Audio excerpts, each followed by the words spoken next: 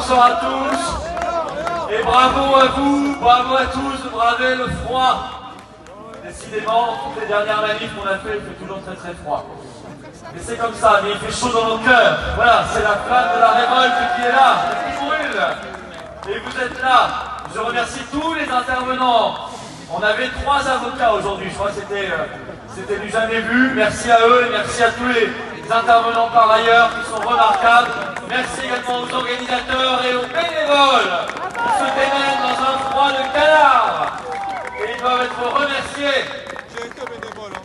Sans eux, pas de manif. Alors, vous l'entendez, ce discours lancinant de la censure qui se répand sournoisement dans le pays comme le poison dans l'organisme avant de le tuer. Sandrine Rousseau, Valérie Pécresse, Marine Tondelier, Jean-Noël Barrot, Clara Chapaz, je la connaissais pas, elle, c'est la ministre du numérique, qui a dit qu'il fallait interdire les fausses opinions. Je sais pas ce que ça veut dire. Nathalie Loiseau, Yannick Jadot, Thierry Breton, tous n'ont plus que les mots bannir, interdire, contrôler, surveiller, empêcher à la bouche. Tous au nom, bien sûr, de la démocratie. Pour notre bien, comme ils voulaient tous déjà nous piquer pour notre bien, comme ils voulaient nous envoyer à la guerre en Ukraine pour notre bien. C'est toujours pour notre bien. Pour notre bien, ils veulent nous couper le sifflet. Ils veulent jeter le voile noir de la censure sur les réseaux sociaux, c'est-à-dire sur notre capacité à accéder et à faire vivre le libre débat, la libre information et la démocratie réelle. Déjà dans un mois, C8, première chaîne de la TNT, fermera. Après les fermetures 3 ans avant que nous avions dénoncées en leur temps de RT France et de Sputnik, on avait dit que ça n'est que le commencement. Et nous avions raison. C8 sera remplacé pendant des mois par un écran noir, parce que les chaînes copines du pouvoir ne sont même pas prêtes. Et maintenant, ce sont les réseaux sociaux qui sont dans le collimateur. Elon Musk a rendu sa liberté à X. Il faut donc attaquer Elon Musk, qui devient, vous l'avez compris, un ennemi de la démocratie. C'est la logique orwellienne du pouvoir. D'autant qu'il a fait le choix sacrilège suprême de soutenir Donald Trump, qui sera investi dans 48 heures. Mark Zuckerberg, paniqué à l'idée de finir sa vie en prison, comme Trump le lui avait promis, a subitement changé de camp. Il est passé de la censure à la liberté. Il a même annoncé qu'il allait, je cite, se débarrasser des fact-checkers. Julien Pain va être mis à l'eau et au pain sec. Ça lui fera les biens et aux autres aussi. Et puis hier, on apprend que Google, c'est-à-dire YouTube, a décidé de suivre le même mouvement.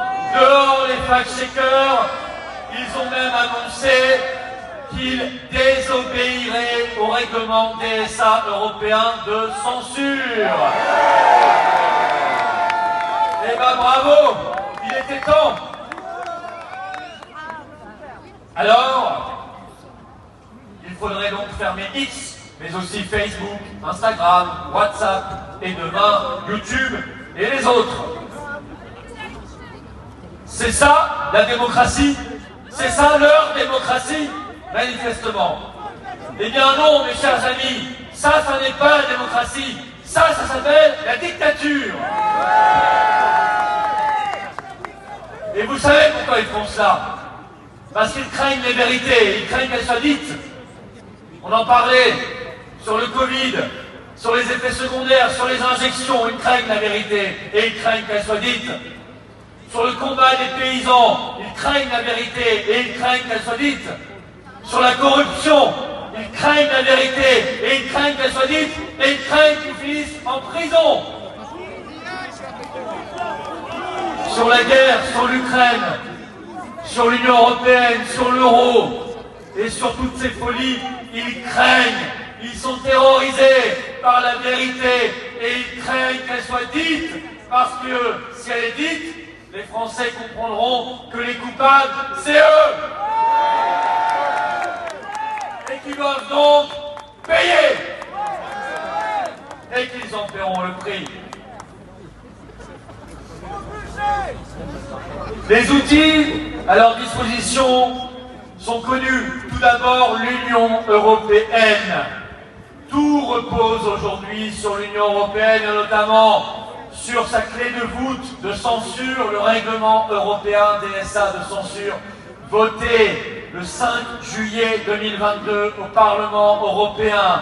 Et je veux le dire et le redire, aucun eurodéputé français d'aucun parti politique n'a voté contre ce règlement européen de la honte.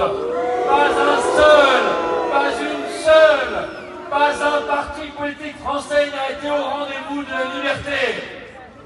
Sachez-le, sachez-le, parce qu'aujourd'hui ils vont s'agiter pour certains sur la liberté d'expression, alors que quand ils pouvaient bloquer la censure, ils ne l'ont pas fait. C'est sur ce règlement DSA qu'il s'appuie pour menacer X et les autres de fermeture. Et son petit frère est déjà en construction, le bouclier démocratique européen. Nathalie Loiseau veut d'ailleurs le présider. C'est donc du niveau de Nathalie Loiseau, c'est dire. Mais Loiseau en cage, parce qu'il s'agit de nous mettre en cage avec ce BDE, ce bouclier démocratique européen qui permettrait d'annuler en cours de route les élections légalement, sous prétexte d'ingérence sur les réseaux sociaux. Ils ont déjà fait de la Roumanie leur laboratoire. Et nous étions il y a 2 semaines en soutien au peuple roumain, sous les fenêtres de l'ambassade de Roumanie. Et le peuple roumain se bat. Et dans l'autre jour, ils étaient 150 000 dans les rues de Bucarest. Bravo à eux. Ils vont gagner. Ils vont se libérer. Et on va tous se libérer. Car Breton a annoncé, si c'est nécessaire, on fera en Allemagne la même chose que ce qu'on a fait en Roumanie, c'est-à-dire annuler les élections législatives. Et puis demain, pourquoi pas la France, évidemment. Pourquoi pas annuler en cours de route une élection présidentielle? Ils en sont parfaitement capables, mes chers amis. Vous me direz, ça donnera des idées. Ça donnera des idées au peuple et au pays de partir, de se barrer de cette Union européenne, qui est une maison de fous, qui est une tyrannie, qui est une prison infernale. Oui, la Roumanie partira, oui, l'Allemagne partira, et oui, mes chers amis, la France partira par le Brexit.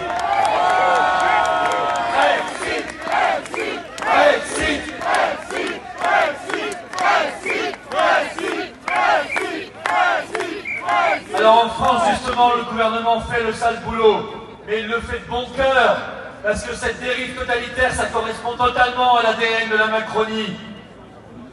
On sait qu'ils n'aiment pas la liberté, on l'a vu ces dernières années.